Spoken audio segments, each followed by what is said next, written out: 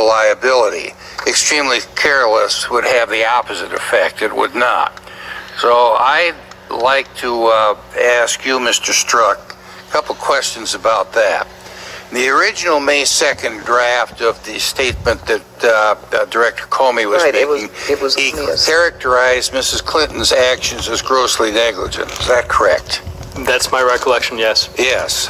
And are you aware that gross negligence was changed to extremely careless in the eventual statement? Yes.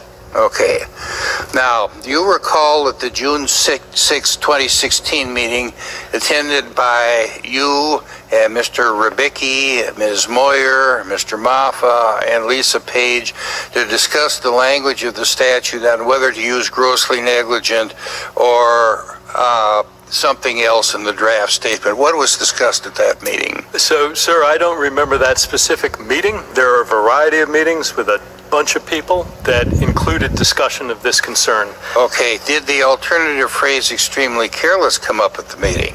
It did at some point, sir. I don't know if it was during that meeting or at another one. I don't remember that. Whenever it happened, who brought it up? My recollection, sir, is that somebody within our Office of General Counsel did. It was one of the attorneys. I don't remember which. You don't remember who did? No, it was a legal issue that one of the attorneys brought up. Okay. Now, immediately after that meeting, metadata shows that you modified the draft statement on June 6th. Is this when the phrase grossly negligent was changed to extremely careless? Sir, again, I don't recall specifically when it happened. I am aware as well of that metadata. My recollection is of working on the draft with a group of us in my office, because it was the largest office, and taking the inputs of probably 5 different people. Was it your computer that put the change in to the statement? Based on my subsequent review of that metadata, I believe that to be true. Okay, and who has access to your computer? Anybody beside you? No, I do. My secretary had access to elements of it, but... and why was the change made? You were in the meeting where it was agreed that the change would be made. Why was that?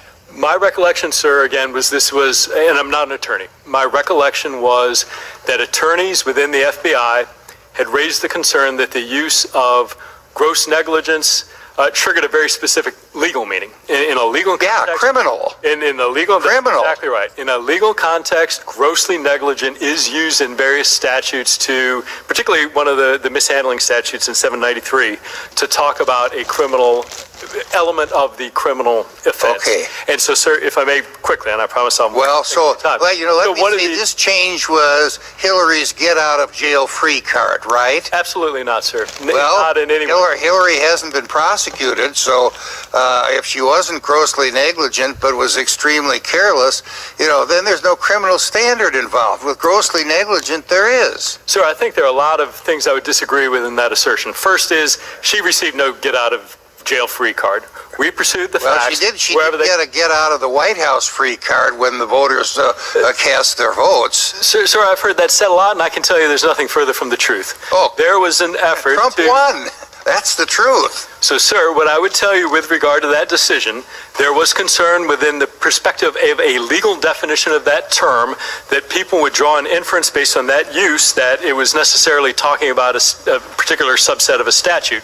My understanding is... My time is just about up. That rates 4 Pinocchios. I yield back. Sir, Mr. Chairman, may I respond? Gentleman may respond. Sir, what I would tell you with regard to that decision is that there was concern about the use of the word grossly negligent, and the question of whether or not Director Comey wanted to convey that in the sense of applying the elements of a crime, and that whether or not his use, when people heard that, particularly when lawyers looked at it, whether or not they would interpret that as his saying that she did or did not commit any particular statute. My recollection is that the lawyers, based on that, looking at the use of the word grossly negligent, looking at the way that's been defined, looking at the statute where it occurs, both realized that that was probably not what he wanted to say, and ultimately he made the decision to change that wording and convey what it was he did want to say, and that all of those discussions were generated based on a legal discussion of the use of that term as a legal definition, not as a indicia of violation of any particular